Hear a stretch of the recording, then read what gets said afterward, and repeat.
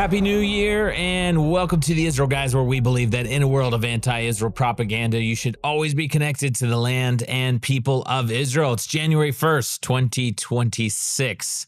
Very happy to be with you all back together again. Joshua Waller, Ari Abramowitz, Jeremy Gimpel. And congratulations, guys. This is our 1-year anniversary of this special weekly roundtable podcast, even if occasionally it isn't quite every week, but we've done a lot together in the last year. And I hope the audience is going to be very happy to hear that we don't have plans of going anywhere this year. The goal and the plan is to keep continuing strong, get this podcast out every week this year, and continue shining the light from Zion. I think that's the goal. So I just say congratulations and happy New Year to all of you. I know this is like the 5th New Year, I think, right, in Israel. I don't know how many New Years the Jewish people have, but it's quite a few. We got the New Year for trees coming up soon. That's right. That's right. Yeah. So anyways, we're diving into all kinds of stuff today. Obviously, the world knows that Iran is burning to the ground, and there's probably developments as we're recording this show. So we'll get into that a little bit later. We kind of covered it extensively yesterday on the Israel Guys program. Obviously, there's new developments today, so we'll get into some commentary on that. Will Iran fall? Will they attack Israel again? Will the U.S. or Israel strike at Iran first? Are they rebuilding their nuclear program? But I want to dive in with a shocking video. You guys do not want to miss this shocking video that happened 10 minutes down the road from where we're sitting right now. And this is something that we have never seen in Israel, Judea and Samaria before. Watch this video. And I just want to tell Brew quick before we jump this in, this is a good friend of ours who was out on a hike that took this video. So this is like verified, in-house verified. This is right out our back door here from a friend from the field. Watch this. I want to get one of you guys to kind of translate. Basically, he's standing there in the land of Israel, right outside of a Jewish village in Samaria, right here, right? And he sees the Palestinian Authority policemen armed to the teeth with Kalashnikovs. Was there an RPG there? Not in that scene. Not in that scene, but we're seeing videos of them at RPGs, and he's saying, this is absolutely unbelievable. This is mind-blowing. We actually gave them these weapons in the Oslo debacle, in the embarrassing, humiliating desecration of God's name, which was the Oslo Accords, in which Israel surrendered Judea and Samaria to the Palestinian Authority, which, it sort of smacks of a certain legitimacy, authority. They have some authority. It's Hamas in suits. It's Hamas in suits. And here they are with Kalashnikovs in Area C, which according to the Oslo Accords is not that's totally off limits. That's completely off limits. That's Israeli state lands. So not only did Israel give them these weapons, but on some level, the Oslo Accords called for some kind of Palestinian police force, right? Which we all know the Oslo Accords is just absolutely bunk and defunct now. Nobody, the PA is not held up to their side at all. But what's shocking about this and why we've never seen this before is we're talking about Israeli sovereign territory, even Area C, right outside. And the friend of ours, who's a farmer that we actually work with every year in Israel, they were hiking, from what I understand. They come up out of the hike onto an Israeli road, Jewish road, Area C, which is specifically designated for Israel in the Oslo Accords, and the road is blocked by PA security forces, aka probably terrorists. Can I tell you what's even more concerning? This is it's not just a random outside somewhere place. Ari just alluded to the fact it's close by here, but it's close by Ariel. Now, Ariel is a city of some 40,000, I believe now. Yeah. Jewish residents. These officers, these loaded, fully decked out plates, vests, helmets, machine guns, 5 minutes from the entrance of this major city here in Samaria. To me, that is, forces us to look back 2 years. Yeah, it's also something that I think we deserve as the Jewish people. Unfortunately, I'm just being honest. When we look at the thousands of years of yearning and of prayers, please bring us back to our land, and then God brings us back to our land, and in overwhelming, miraculous wars in which we're outweaponed and outmanned, sometimes 10 to 1, 40 to 1, we return to we liberate our ancient homeland, which he promised he would do with kindness and compassion and mercy. He gives it to us, and then we surrender it voluntarily to, it's not to Sweden, that's coming in and saying we want to yodel and have love and friendship.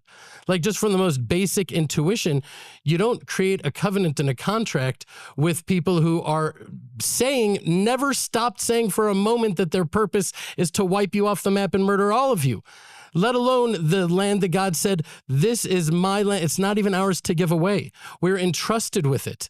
And we do that. What is it? What do we see in the book of Numbers? But if you do not drive out the inhabitants of the land from before you, then those whom you let remain shall be thorns in your eyes and pricks in your sides, and they shall harass you in the land in which you dwell. Or in Joshua, know for certain that the Lord your God will no longer drive out these nations from before you, but they shall be a snare and a trap for you, a whip on your sides, a thorn in your eyes, until you perish, right? This is, God has warned us.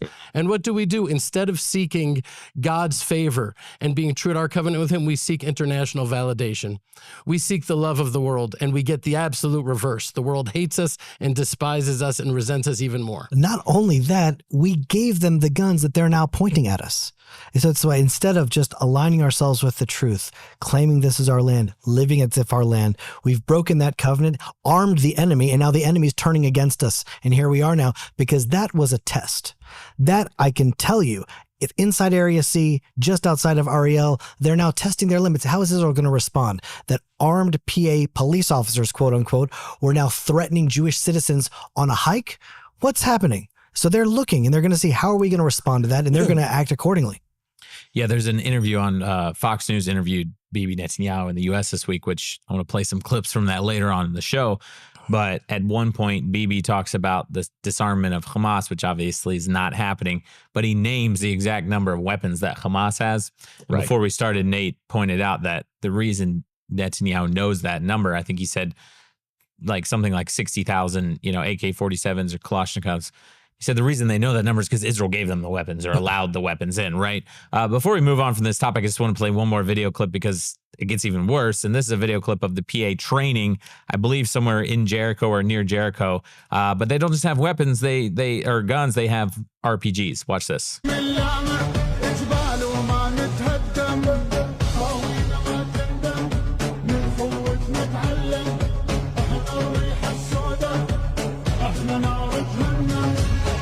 You know what's absolutely outrageous to me is that, okay, so why do they need these weapons, and why did America and the Oslo Accords think that, okay, we're going to arm the big bad wolf in order to protect the sheep somehow? The ideology is so far from the reality on the ground. It's obvious after, how many years? 1994, I believe the Oslo Accords were signed. All these years, we have data in. The Palestinian Authority is a terrorist organization that their trained members murder Jews. And then they get paid for murdering Jews. It's actually on the books. That's the process. You kill, you receive benefit.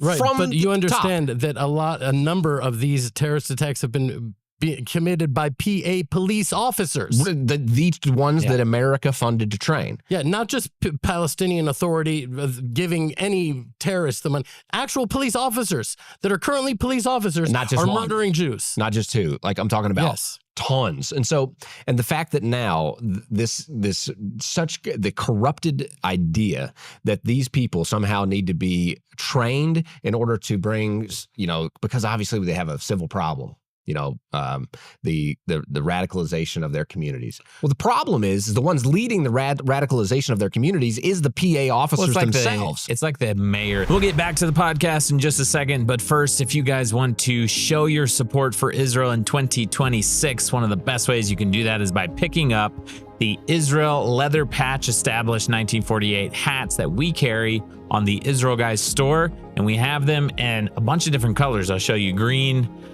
We got red.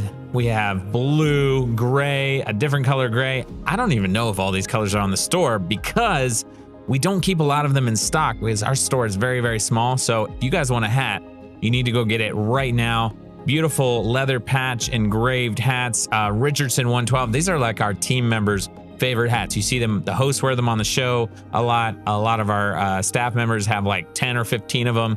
That's also why it's hard to keep them in stock because the team, our staff members just buy them up so quickly. If you guys want to stand strongly with Israel and show your support publicly, get a leather patch Israel established hat today at the IsraelGuys.store. We'll put a link in the description below. Back to the podcast. It's like the mayor that you interviewed in Tur Messiah, which is right next to Shiloh.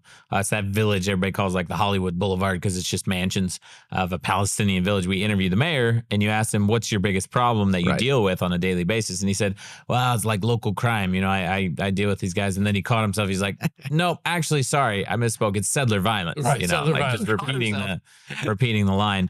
But I think I agree with Jeremy that like this is, if you see armed PA police officers in Israeli sovereign territory, Area C, it's test. That's like the tip of the iceberg. Yeah, I mean, there should be alarms going off. By the way, the number's 44 that I know of. There were 44 PA police officers who have been declared martyrs for killing Jews in terrorist attacks. And are now on a lifetime salary from the PA. Right, and is considered by America and the world as the moderate faction. That's the PA. The PA, right, yeah. Because they're not Hamas. Just to kind of highlight for the audience the danger of this, Ari's going to kill this fly if he gets a chance. So just get an Amazon affiliate. And then we'll make YouTube shorts about it and it'll go viral. But to highlight, because people probably would want to know, they're always hearing about terrorism, hearing about the IDF squashing terrorism in Judea and Samaria, the West Bank. Like, how is this different, right? Well, you have areas A, B, and C. Areas A is like Arab cities and towns, right? Area B is a lot of Arab houses and towns, but it's like roads go through it. And you have both, if you drive on the highway down here, you have Israeli cars, Arab cars. Most of when the IDF goes in on missions to squash terrorism, it's in areas A or B, right? They go into Shechem, they go into Ramallah, they go into Jericho, or like these areas. They're taking out terrorists, arresting terrorists.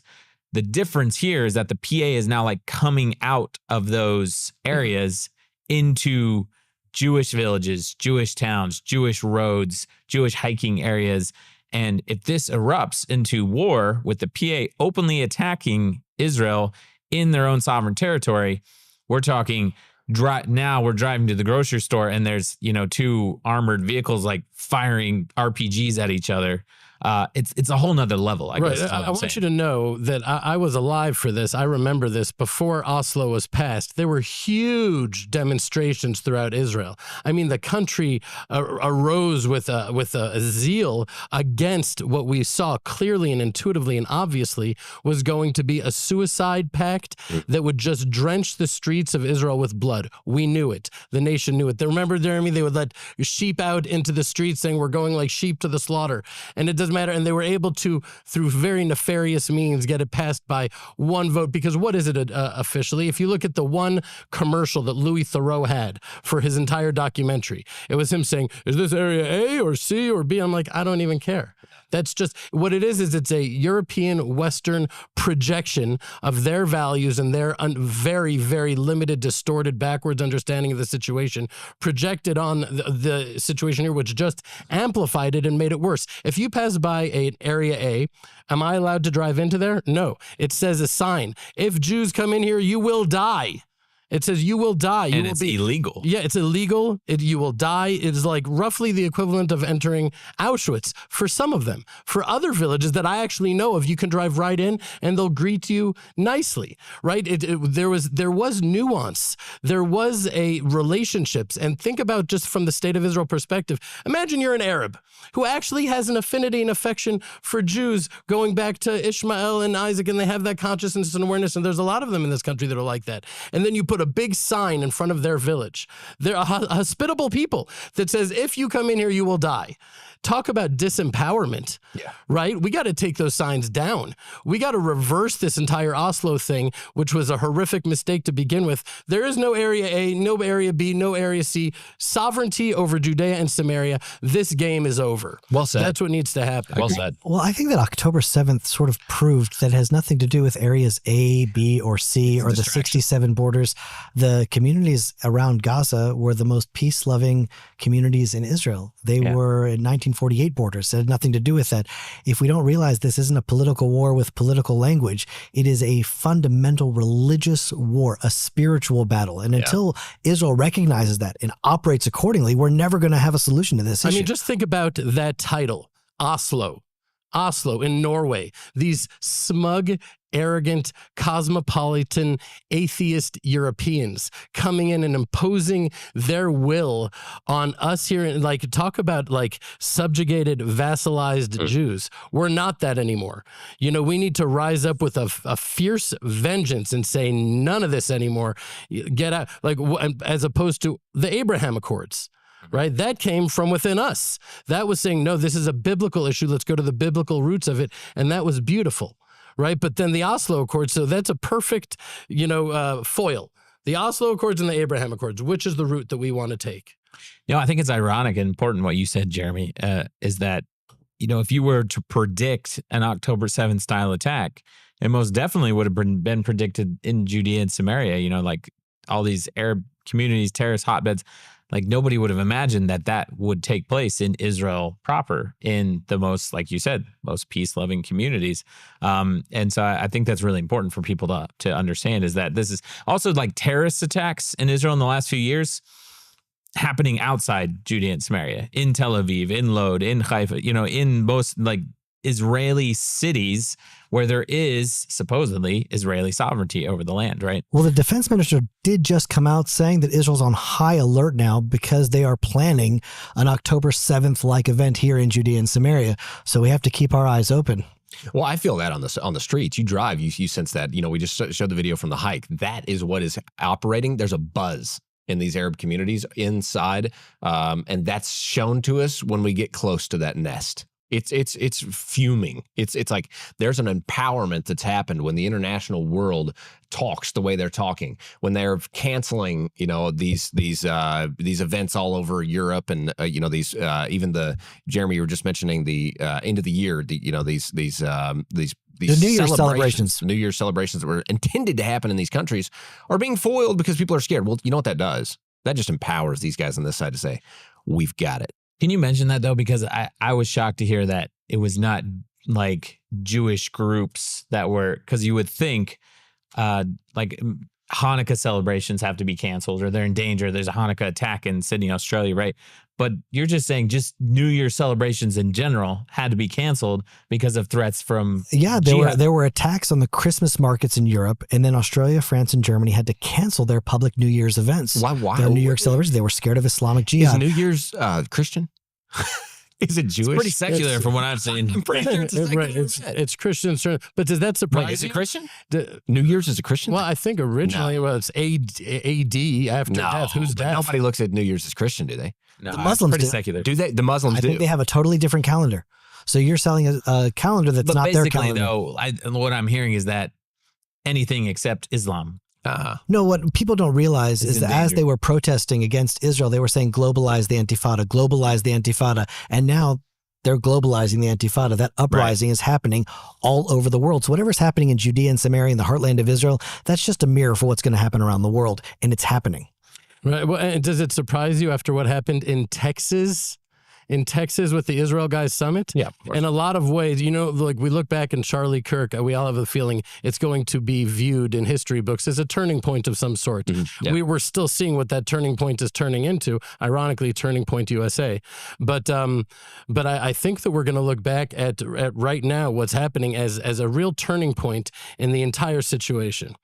Well, I mean, when you think about the conservative movement, I've been trying to think about that. Like, what is this break? Because he was one of the last ones in the conservative Republican Party that was staunchly pro-Israel unapologetically. And now there's a real rift within the Republican Party, within the conservative movement. And people are calling it the woke right. People are calling it the woke Reich. Like, there's like the Nazis within the conservative movement. And I really want to call it the pagan right. That's really what it boils down to. Is God an active participant in history? Is he alive? Is the Bible a book that was written thousands of years ago? Or is the Bible speaking to us today? Is prophecy unfolding today? Is what's happening in Israel a part of God's plan? And the woke right are saying, no, they don't want to bring God into the real world. They want to keep God as a relic on a shelf somewhere. It's part of an ancient people, an ancient Bible. And the real conservative movement that are God-loving and God-fearing people are saying what's happening in Israel is biblical destiny. And that really is going to be the dividing line. Yeah. Before we move on from the topic of Judea and Samaria, just some stats that have come out. Defense Minister Israel Katz visited Judea and Samaria this week. He did order the commanders of the IDF here to prepare to respond, quote, prepare to respond to a possible October 7th style attack on communities in Judea and Samaria and along the seam line. At the same time, he noted that there's been a massive decrease in terrorist activities in Judea and Samaria in 2025, 80% decrease, and that's due to the IDF operations that have been going on for at least a year now. But the IDF has been going into every terrorist hotbed in Judea and Samaria and cleaning house. Do you know when they saw the uptick here? It's when the ceasefire went into effect in Gaza. That's when it empowered these guys to be like, okay, now it's our turn. We're gonna push now that there's whenever the IDF, whenever Israel's strong, whenever they're showing strength, these guys understand there's no that we don't have, this is never going to work for us. Whenever Israel shows weakness, which means deals, ceasefires, any kind of compliance with international agendas that are not in Israel's unique favor, these guys are emboldened. And then we see the spike in terrorism or whatever kind of, especially in these villages around us right now. The terrorist attacks against Jews in Judea, at least, has gone down precipitously because of exactly these security attacks. But there was an incident that happened. We were going to talk about it on the show. We didn't. We were going to. We were thinking about it because it's sort of the dirty underbelly of some of the stuff that happens in Israel that you don't necessarily want to air your dirty laundry.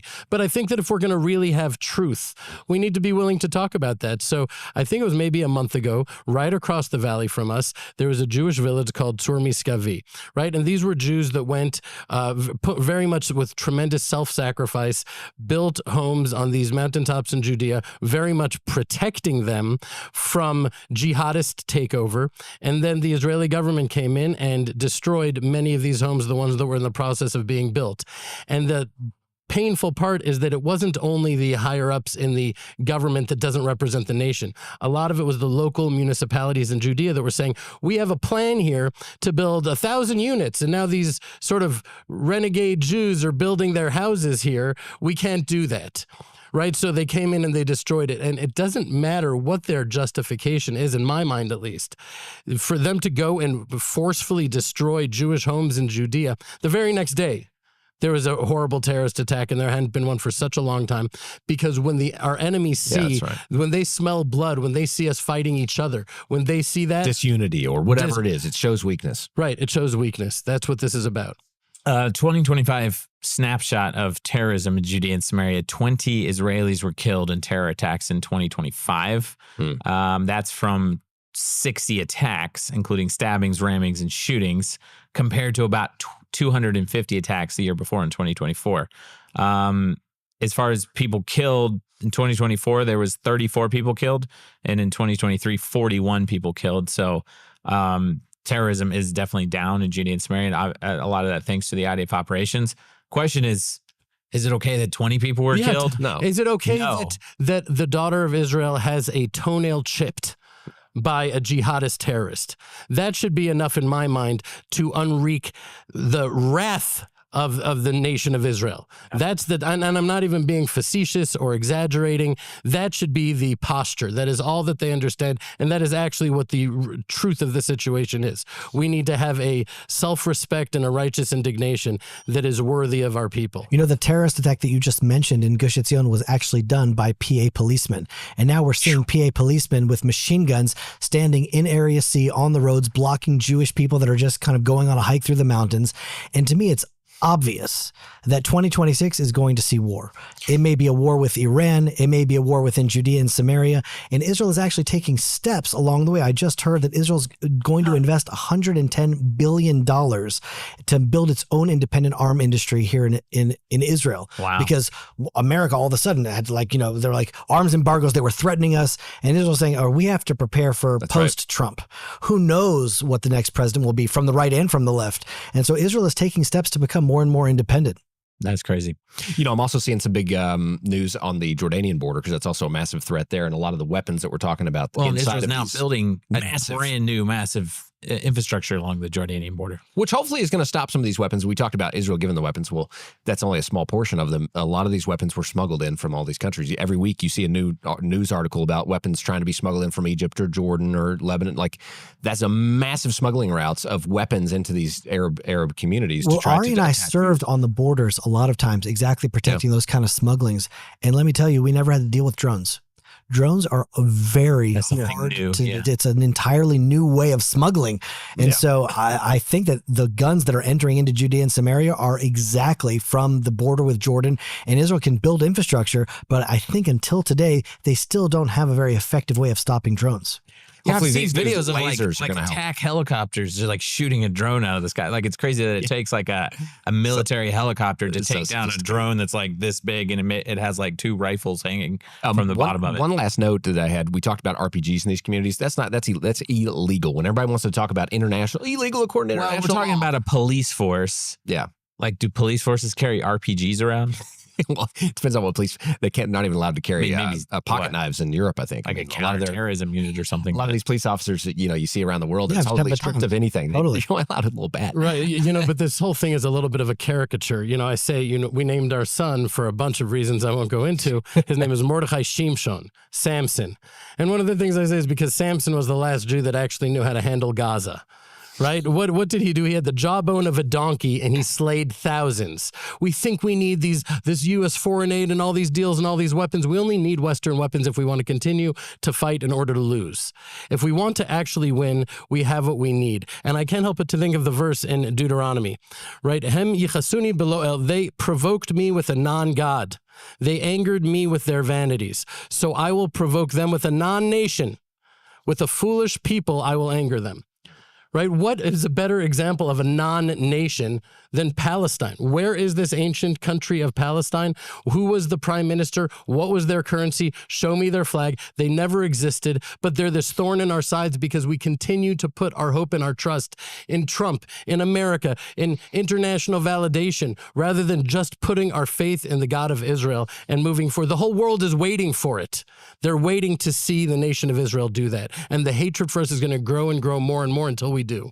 Talking about the non-nation, this is something that very interesting to bring up right now, because this was a global scene that just happened. Is the world, or Israel, recognized Somaliland? Well, there was a very interesting battle that went down in the UN when this happened. The U.S. took the position and said, wait, the whole world, you called a special meeting in the UN to talk about this when the whole world just recently recognized this nation that's not a nation, Palestine, and the UN was completely silent and even pushing this agenda forward. Israel, a sovereign nation, recognizes another sovereignty, should be completely normal. And this was the U.S. Speech that they gave in the UN. By the way, look at this an entity that's been operating as an independent entity since 1991. Yeah, something that the Arabs here have never been able to do. They've never had an independent entity. They've never had a government. They've never even been able to provide their own water and electricity. So I just thought it was a fascinating and good of America to say, Israel's a sovereign country. America, we're not recognizing Somaliland right now, but Israel has every right to. They're a sovereign country. I was like, good for America, at least the ambassador in the UN, to actually recognize that Israel can make their own decisions. I just thought wish that was they would have amazing. named it something Somaliland. It sounds like a theme park you would find in Somalia. To give you the honest truth, I had no earthly idea where they were talking about when I heard about it. I mean, now come you on, see tell me the truth. Now Did you you see know that what it's Somaliland actually is? no. Okay. I didn't. No, but there's two important things to see: the strategic importance of where it is on the Red Sea. That's right. That they're able now. Israel has actually a hand in protecting that entire the critical passage for cargo ships to go through there. That's number one. Number two, did you see that Chabad is setting up a Chabad center in Somaliland? Could we see that video? Show the video. Yeah, let me find it. This is fantastic. Just put the sign up. Little Stars Somali Daycare. The idea is simple. Loving care steeped in Somali culture, and every penny goes to building our new Chabad center. Thank you. Now, I'm pretty sure that that's a spoof. do you think? I'm pretty sure. Do you know Chabad? I can't tell if that's laughing at the fraud that was found in Minnesota with the Somalian daycare centers, or if that was about setting up a Chabad house in Somaliland. I'm not sure what that video was. So first Either of way, all, it's funny. First of all, yeah, it's funny either way. Okay, but what I can say is whether that's a spoof or not, what's not a spoof is that Chabad is going to be setting up centers there. Oh, for Okay? sure. Like, Well, I just like this the- is after the what happened to massive Israeli flags that are in the streets of Somalia or Yeah. Somaliland. Yeah, It's I'm hard shocked to- that it's a hard Chabad name to doesn't say. already have a center there.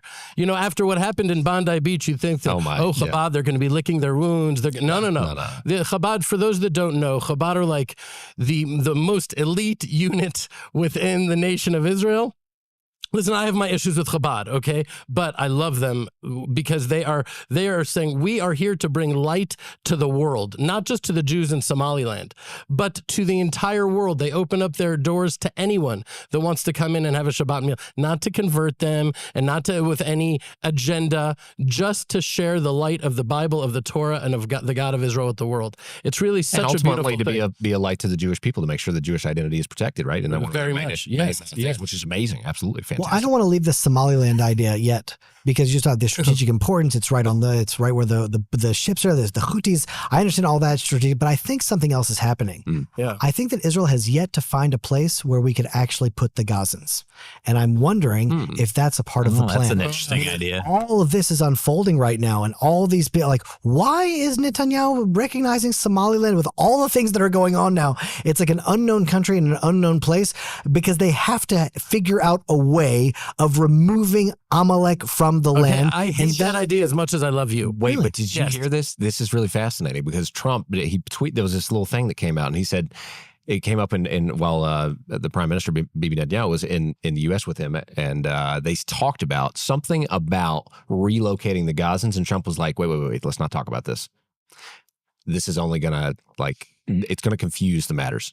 Because they were going to speak about trying to, voluntary, leaving the country, whatever they call it.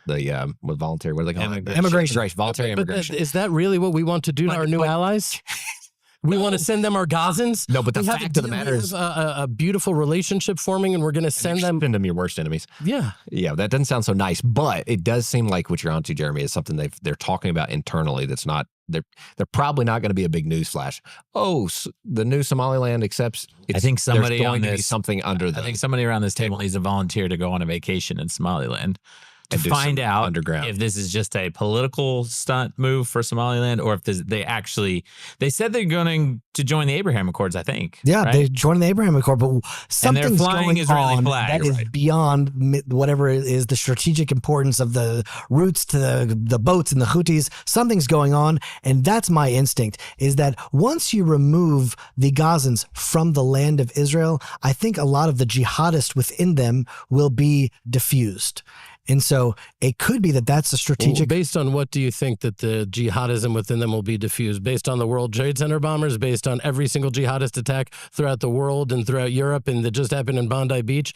I don't see the jihadism being diffused. Actually, We'll get back to the podcast in just a second, but first, this is the last chance to apply for the upcoming all-men's trip to Israel, February 16th through March 1st. It's a 2-week trip just for men, fathers and sons, young and old. This one's for you. We're pruning the vines in the vineyards of Judea and Samaria. It's a volunteer experience where you get to serve the land and people of Israel, and you get to experience Judea and Samaria, and Jerusalem in return. Incredible trip. We have an amazing group of men. I believe are actually almost to capacity, but there's a couple of slots left. And the last day to apply is January 5th. So if you're interested in coming, February 16th through March 1st, all men's pruning trip.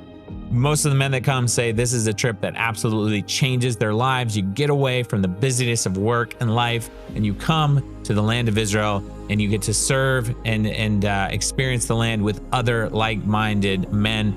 Click the link in the description below. Men's pruning trip. Last day to apply is January 5th. Don't wait. There's just a couple of slots left. Back to the podcast. Actually, you're only proving my point. Meaning, I'm not saying that the terrorism will end, but the fervor and the commitment and the dedication to killing actually is aroused when they are in the land of Israel. Once they're removed, how's what I said proving your point? What I said is that they're actually doing these terrorist attacks all over the world still constantly. So they've done one terrorist attack in 9/11, but they have that an entire people that's dedicated to annihilating the Jewish people in the land is different. And listen. Okay, we can agree to disagree because I don't want to rip apart the argument too much. But what I will say is that it feels like there's a fundamental premise in that. Are you saying that we should not relocate the Gazans? That's what I'm saying. We should not relocate them. That's what I'm saying. Okay. I'm saying we need to uproot the spiritual concept of the jihad. We need to fight the darkness at its core. Otherwise, okay, we relocate the Gazans. And what about the millions of Arabs in Israel that are actually jihadists? And what about the Palestinian Authority? And what about Syria? And we're surrounded by the jihad. What about if we go to the core of it and we uproot the darkness of the jihad and then we bring them to our side? That's what I'm saying. Otherwise, it's just too symptomatic. I think there's an immediate problem and there's a long-term problem, right? And I think you're right that we have to uproot the evil. But how quickly is that going to happen? And what do we do in the interim? The way to uproot it though is so obvious. You have to go in there, security, settlement, sovereignty, and now the land is an integrated part of the land of Israel. That would quiet all of the jihad around us once Israel were to respond in a way that we are reclaiming the land of Israel to us. That would be a step in the right direction. That would be an excellent start. But here I go being me and saying, what is really uprooting it at its core and the roots? It's building the Beit HaMikdash, building the temple, right? As long as that over the Even Hashtiyah, that foundation stone from which the entire world was created, God's light is being channeled through there and it's going through the Dome of the Rock and it's going through Islam and the jihad, then that is a beating, pulsating spiritual power to all of the world. When we build the Beit HaMikdash there, then God's light will be channeling through it in the way that will bring healing and light and love, and we won't have to start relocating. At a certain point, Israel has to look around and be like, we can relocate them and them and them and them and them. Oh, the whole world, we're surrounded by 23 Arab states, 57 Muslim states. We're going to relocate everybody? Hey, how about maybe this? There's something deeper here. What if supposedly, I just looked it up, and there's not really a Jewish community in Somaliland. Supposedly, there's not synagogues or anything like this. I don't know much about it, but I don't believe there's. Yeah, but there's there will much of a be Jewish. soon. There will be a Chabad center soon. But not if a bunch of Gazans move there. That certainly won't be happening if a bunch of Gazans move in. But What's this? I'm just still wounded from when I was in the army and in Lebanon, and then Israel retreated from Lebanon and betrayed the South Lebanese army, leaving them to the predations of the Hezbollah. And I was like, is this the message we're sending to our allies, that we are going to stab you in the back, that we're going to be pragmatic? We should be, when we have an ally, as long as they are walking the line of truth and morality and goodness, we should be willing to fall on the sword for them. We should be the most loyal, and to talk about is shaking the hands of these sweet, wonderful people in Somaliland and then sending them our Gazans because it serves us well. It may serve them as well. Oh, please, come on. It's not that we're going to send them without their permission. I'm just saying there is perhaps a strategic alliance. Somaliland is huge. Gaza is very small. It's much bigger than Gaza. Oh, of course. It's much bigger than Israel. It's a huge tract of land. And so it's not like Israel's going to force it upon them. But right now, Israel has not found a way to actually remove the Gazans from the land of Israel. No one's found a way. So these tranches of mortgages that brought down America, like, yes, let's send them to their own. 70% of the horrific, torturous murdering and burning of babies and murdering of women happened from civilians in Gaza. we're going to send them these civilians in Gaza. I'm sorry, if you're an ally of the nation of Israel, our first gesture isn't going to be sending you, sadistic, torturing jihadists. That's just not an act of goodwill. I guess my question is whether or not they are an ally of the nation of Israel, because so far Israel has extended a gesture to them of recognition, and they've said they're joining the Abraham Accords, but I think it remains to be seen. Are they flying Israeli flags in Somaliland? Because Israel recognized them. Are they still flying them today? That's what I want. That's why I'm saying. Okay, but if we want to be, we need to go take a vacation there and actually do some interviews on the streets. By the way, that's not a bad idea. I would rather die 1,000 It's not deaths. that far. I'm just never leaving Israel again. Yeah, we know. I'm never leaving Israel again. Jeremy, what about you? You going to Somaliland? I'm thinking about it. Why not? I mean, you went to UAE, right? Yes, For the Abraham Accord. I was fascinated to go. Talking like Tucker Carlson. He's like, they have things under control. It's a really nice place. Maybe we should be. Well, they live a lot more by the Torah than we do. That's the truth. As far as they have the Dubai citizens, and 80% of the people living in Dubai are non-Dubai citizens. Yeah. They're there on work permits. They're there as a ger toshav. If we implemented a ger toshav in the land of Israel, a lot more clarity would be available for everyone. I bet you I'm saying 2026 that there's billions of dollars on the table in gifts to Somaliland to take this off of Israel, and it's the U.S. You shouldn't feel bad, Ari. It's the U.S. running this show behind the scenes, not Israel. Would you be okay with that? Yeah. Well, I'm just saying what Josh is saying is that like Netanyahu and Trump, they're not about to build the Beit HaMikdash. They're not about to build the temple on the Temple Mount in Jerusalem now. So even if that is going to the heart and the sword and the core of it all, they're going to be very practical. They're like, all right, here's Gaza. We got to figure this thing out. And they're saying, all right, that might be a real solution. I'm not saying that's even what's happening. I'm just saying like something else is going on that's beyond our own vision. I think there's a lot that remains to be seen. This is like a developing story. And when they join the Abraham Accords, I think that's going to be massive. There's also biblical precedents for people leaving Israel. I mean, Ari, people can go on their own free will. People fled King David and lots of kings of Israel. They left. I think I just read a report saying that the residents of Gaza now are like at 20% less than they were before the war. So there are people that are immigrating in their own free will. That's happening. I want to talk about the demographic story that's in all the news, because there's two different stories, actually. And I think this is really interesting. And then after that, we should touch on Iran, because obviously... Just 1 second. I just had this vision of Ari standing at the gates of Gaza, an Abrahamic-like tent. And Ari's real heart behind this is that the Gazans could actually be helped. And so if you could actually take this dark evil that's going in, Ari's like, let's fix that. Israel has the role in the world. You've invited Candace Owens and Chick Fuentes to your Shabbat table repeatedly, so I would not be surprised. I just envision Ari in this Abrahamic kind of role of like, no, we can't send these people to somebody else. What are they going to do with them? How are they going to train these people to love God? The director of the Abraham Accords. The director of the Abraham Accords. I think that would be like train the nations in good ways. That's like Ari's role. The director of the Abraham Accords. That's what I'm saying. Is you need to be I could be that guy. Yeah, that's very interesting. I just had that and I thought that was nice. Okay, so there's two different stories in the news about the demographics of Israel in 2025 in the last few years. And I like this quote by Mark Twain. I'd never heard this. He says, there are three kinds of lies, damned lies, and statistics. So this is a really good example of that. Most of the news, including like the conservative outlets in Israel, are reporting that there's a decline in Israel's growth rate, including birth rate, and more Israelis than ever leaving the country.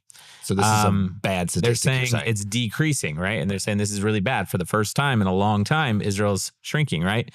So they're saying Israel's growth rate this last year was 1.1%. And according to the data, let's see, it says that I think how many people left Israel in the last year? There's basically so many more people than ever left the country in the last year. So this sounds very negative, right? Mm-hmm. But there's another website called thejewishedition.com. I think, Ari, you found this article. It tells a very different story, because those are the stats, right? But when you dive into the data, it tells a very different story. The Taub Center is the one that came out with the demographic story. But what's actually happening is that if you dive into the different demographics in Israel, the only ones that are shrinking or decreasing is the non-Jewish demographics, the Arabs, the Muslims, the Christian demographic. Others, the only one that's actually growing is the Jewish demographic. So the Jewish population is growing in Israel. The non-Jewish population is declining. But I think in 2026, we're going to see a precipitous rise in Jewish demographic in Israel. There's going to be, I mean, the government is preparing for it. They're preparing rescue flights. Can I personal story? Sorry. No, yeah, it's okay. That's a personal story. There was a guy that I knew that left Israel a couple years ago. Thank war, it was hard to go through this. He went to America, went to Texas of all places, thought it would be better, easier life. He went, he opened a business and then ended up moving that business to Florida because Texas was hard for a Jew. Unfortunately, that's reality. Moved to Florida where he could have more success. Where was he in Texas? I don't even know where. I think it was Houston or something like that. And then he moved his business to Florida. Easier to do. He came back to Israel just within the last little bit here, said America's not a place for Jews. I thought that was an amazing story in that a lot of these numbers that people that have left Israel in a momentary kind of like hurt of like, this is hard. I've been in the reserve duty for a year straight and 2 years straight. And my family's, I'm going through a lot of stuff. And you know what? If I just didn't live here, life would be easy. And then they go to America and find out, no, that war is there too. And it's not easy. Not easy to have a business in America right now either. And then, this is a really awesome stat, is all of his buddies back in Israel are being much more successful. The GDP in Israel is like rocketing while America's like but they're coming back to the Holy Land much holier. That's the truth. I see this. Jeremy and I were in the army. If you witness the same thing for many, many years, and there's all these guys, when I'm done with the army, I'm going to go to America, make a bunch of money, and they're not religious guys. They go to America, and now that they're disconnected from Israel, they need some sort of connection to their fellow Israelites, so they go to Chabad, and then they actually become religious, and then they come back to Israel when they find out that it's empty golden handcuffs there, and if they're able to make it back, they do, and now they're religious, and there was some reason they had to go on that journey, and this is all part of the journey that's playing out. But there's also an absurdity. There's an absurdity to the idea of Aliyah, and I thought we'd just throw in this little comedy bit here that explains. I hope that the non-Jew would be able to understand it, because I wonder how much of it is just personal, like you laugh because you're in Israel. But I laughed very hard and thought it was hilarious, but I am quite in a Jewish context here. So play it here. You can't convince people to do Aliyah to Israel. You know why? Who did Aliyah, please? Who did Aliyah? You think I can convince you to come to a place that, listen, 2 weeks ago we had Byron, the storm.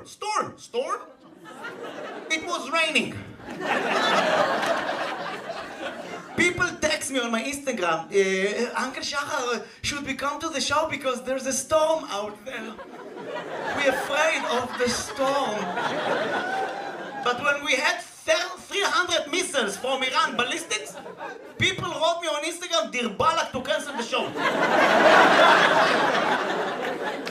You can't explain this country to people that are doing Aliyah. You know that right now they want to give 10,000 shekels fine to somebody that's going to text while driving. Did you hear about that? 10,000 shekels if you drive and you touch your phone, because it's dangerous to drive and touch your phone. But to drive with Chanukiah on the roof of your car? Light the Chanukiah with fire. You can drive, nobody cares. Nobody cares, even the police officer. Chag Sameach. And you see Chabadnik. Every turn, the Chanukiah. So I think just to finish the demographic story. Yeah, hopefully people outside Israel, hopefully they kind of got that humor there. And we'll link it down below. You can watch the video. It helps to actually see it as well if you're listening on podcast platforms. Finish the demographic report is that, the news is saying Israel's shrinking, their birth rate's down, Aliyah is down, more people than ever are leaving Israel. End of the story, Jewish birth rates are holding steady or growing. Jewish demographic is growing. Aliyah may have been down a little bit, but holding steady. And there's another really interesting stat, is that more people than ever left Israel last year. There's a simple and excellent explanation. I'm reading this from the Jewish Edition article. Then it says Ukrainian refugees who fled the Ukrainian war in 2022, who otherwise would not have been able to immigrate to the Jewish state. Remember, Israel took in a bunch of Ukrainian refugees. They got Israeli passports. They got packages of benefits. Guess what? a whole bunch of them took off for the U.S. and Canada. So this is a layover. This could also be playing into this factor is it's actually non-Israelis and non-Jews leaving the country as well. So, and also I just want to mention too, I think you referenced it, Israel's GDP up 25%.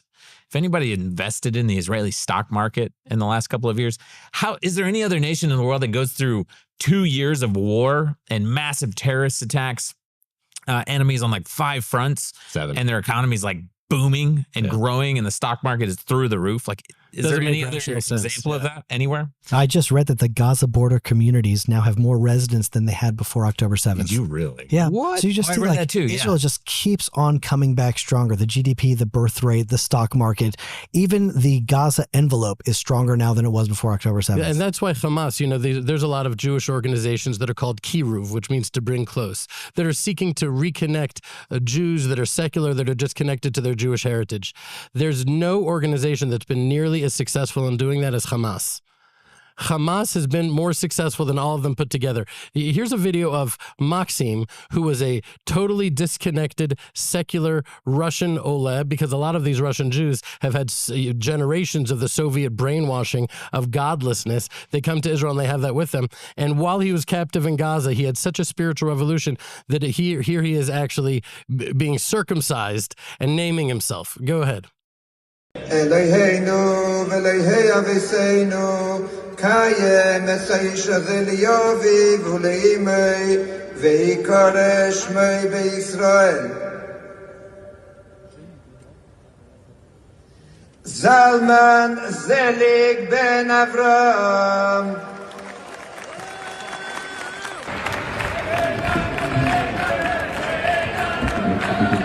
Ari, for those who don't speak Hebrew and people listening, can you just explain what was happening there? Yes, so just clarification.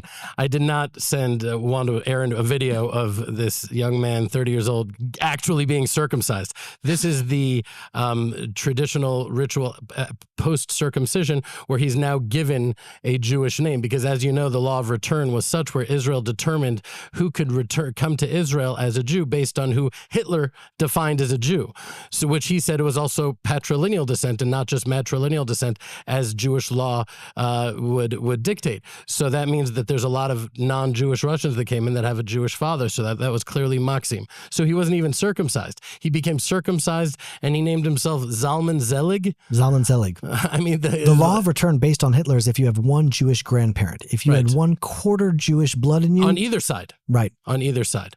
But here we see like the sparks of light, that spark of light deep in the heart of Maxim was kindled, and that little flame was turned into a flame torch by Hamas, right? So clearly God is orchestrating something here, something of historic and prophetic significance. Well, I think what people need to pay attention, if that's true, the Jewish people really are God's shofar.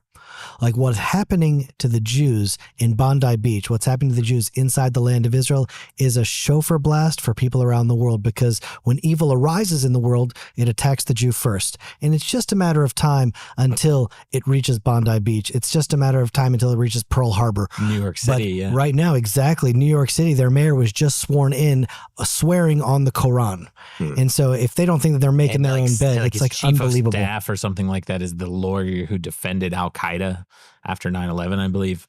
Can I just make a request? Scary. Yeah. Luke, would you mind bringing us to the Iran subject? Because I was have a actually very just deep about burning we're thing running in my heart. we're running out of time on them, but we did promise everybody we're going to talk about this. And like I said, there might be stuff out by the time you're watching this show it's developed even more. I mean, I saw before we started the protests, there's been an Iranian young man killed in the protests so far.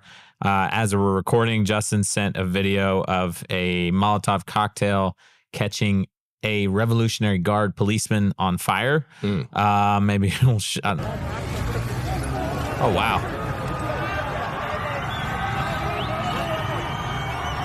Yeah, that might get us demonetized if we show that, but we'll leave that up to the editors. But yeah, I mean, Ari, I think you had some commentary on this. Like Iran running out of water.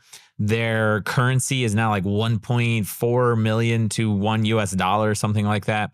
Protests rocking the streets started in the merchant quarter, from what I hear. Which, burning Josh, down some government buildings. You were saying something about this from the last time. That's right. Iran erupted in protests. Yeah, the merchants are actually a part of it, which is the exact same unfolding that happened in the last big coup that happened where this current. But while all this is going on, Iran is still reportedly trying to rebuild their ballistic missile program, still trying to rebuild their nuclear program, still threatening U.S. and Israel with an attack. Yeah. What will it take for the people of Iran to overthrow their? Okay, so I'm not a prophet here. I'm just a chicken farmer in Judea, and what I'm going to share is just one perspective, one dimension of what I see happening here. Because keep in mind, when you try to look at things with a humble heart, say, God, please help us understand what you are orchestrating here. How is this bringing about your will? How is this bringing about redemption? And he blesses you maybe with an insight. Perhaps yes, perhaps no. But the way I see this is there's a perfect storm brewing in Iran right now, from the water to the economics to the political, on every single front. And when you're an authoritarian, jihadist, apocalyptic regime like that it's not like they're still pursuing. They're doubling, tripling down on pursuing this, because their only way out of maintaining their authority there and not being overthrown is to launch an all-out war, particularly against Israel. And so what is that going to cause? It's going to cause Israel to need to do a preemptive attack. Keep in mind that Russia has, in the past 48 hours, they just sent their 4th cargo plane. What is on these cargo planes from Russia that's a nuclear power that's going to Iran? I'm sure it's just food and water bottles. I'm sure that it is, right? But so what's happening is, so now Russia's getting involved, and I continue to insist that the greatest mistake we've made probably in the past 80 years was when Trump said, turn around and don't finish off the Ayatollah, because now Russia and China, they're ready. They saw what's going to happen. We don't have that element of surprise that we had. And so I believe is going to happen is Israel's going to need to launch some sort of preemptive attack. They're going to be ready. It's going to cause serious global, not just regional, but global destabilization. Yeah. There's going to be supermarket shelves that are empty throughout the world, particularly in America. And when you already see the level of out of the closet, blatant Jew hatred that is being fomented on both sides now, when things are okay in America. That's right. When Israel launches a preemptive attack against Iran that causes this whole thing, there's going to be tremendous Jew hatred and persecution and attacks, and all of this is leading to the ingathering of the exiles that have been prophesied throughout. I mean, we could go on and on. Just in book of Deuteronomy, Hashem your God will return your captivity and have compassion on you, and he will gather you from all the nations. If your dispersal will be at the end of the heavens, from there Hashem your God will gather you in. Hashem your God will bring you back to the land which your forefathers possessed, and you shall possess it. Again and again and again throughout the entire, this is just chapter 30 in Deuteronomy. Right. You know, and this is throughout is it just going to stop in America? No, it's going to continue. And so I see all of this happening in order to ingather the exiles. And why does that need to happen? It needs to happen because when the nation of Israel is back in the land of Israel, for reasons we can't necessarily fully grasp and understand, there's a certain shift to the fabric of the world, the spiritual reality of the world. And this is a necessary building block upon which the redemption will unfold and the temple. I know this sounds very apocalyptic, but it's also very intuitively true. And this is not violence. This is to bring light and peace and love to all of humanity. That's what this really needs to be about. Not in my opinion, relocating Gazans to Somaliland. All I was saying is that to relocate them is to reclaim the land of Israel. The ingathering of the exiles is the next process. That's right. Meaning God promised the land of Israel to the children of Abraham, Isaac, and Jacob. So as long as the Jews are scattered around the world and not inheriting that promise, there's something that's fundamentally flawed. It's a desecration of God's name. It's emptying from the world, and us being ingathered to the land and reclaiming the land is the living testimony. So Jeremy, we have Syria right next door. Why are we relocating them to Somaliland? Our allies send them to Syria. I'm not saying that we're doing that or that we should do that. I was saying maybe that's what Trump and Netanyahu's meeting was all about. People in the comments say that I bully you too much. You should know Jeremy is my commander in the army. He's my best friend of 25 years, and I would literally take a bullet for him, even if it was from his own gun. Sometimes, and you know what? Something I saw that was actually fascinating within the Iranian discussion here as we wrap up is that the protests that are going on the streets, they're actually literally yelling 2026 is going to be a year of blood in the streets. That's what the protests are yelling. You got to remember, these are not Western-minded folks. These are people that know what it takes to flip a regime, and they're ready to pay for it. That's why I think we're actually onto something here in Iran that is going to be a little more, like Ari just said, we're talking about something a little more intense than just another little skirmish. This has Russian, Chinese, like this is a much bigger thing. These guys are initiating something here that the world is going to actually say that Israel's initiating.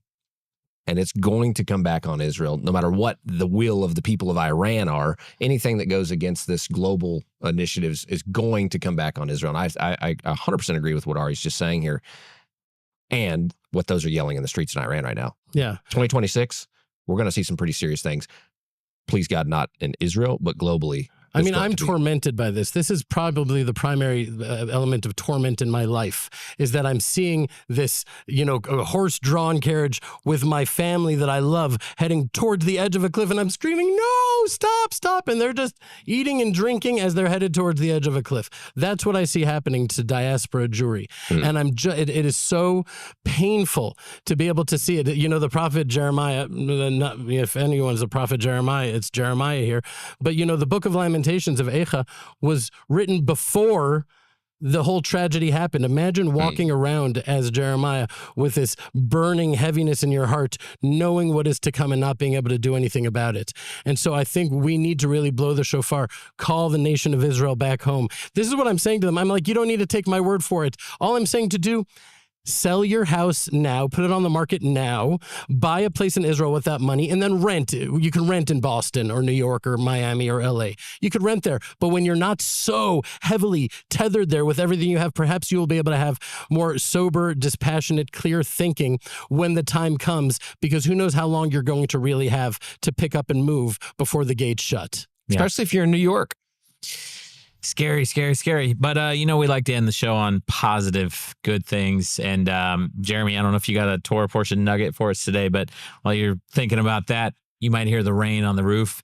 January 1st, 2026, and you guys can correct me if you have a different opinion, but this is the most rain Israel has gotten by this point early on in the winter and a very long time. Thank God. And it's raining as we record right now. I think Israel's had a record amount of rain this year, which is always a huge blessing because you probably know Israel does not get rain during the summer and a large part of the spring and fall. So, one more quick thing to add as the nations. We've talked about a lot of hard things before Jeremy gets in with the final. Only if it's something very positive, and that is after the Bondi Beach thing happened, there was a non-Jewish family that looked over into the Jewish family's yard, and because of the persecutions, they had like a menorah, Hanukkah, not just for Hanukkah. They left it in their yard all year round. One of those electric ones. It was electric, and the lights were shining. You can play the clip. The Christian family. I never even saw this clip. It's an actual story. Yeah, I played it on the Land of Israel Fellowship. It's such an amazing story where this family looks across the yard and sees that the Jewish family had taken that menorah out.